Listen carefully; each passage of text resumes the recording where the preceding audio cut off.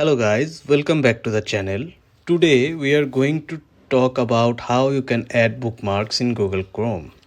Google Chrome is a free, fast and secure web browser that works on many devices. Bookmarks in Google Chrome are important because they help users save time and organize their favorite websites. So to add a bookmark in Google Chrome on an iPhone or any phone, you have to open the Chrome app as you can see in the screen. Then you have to go to the website you want to bookmark. Suppose we are choosing Wikipedia,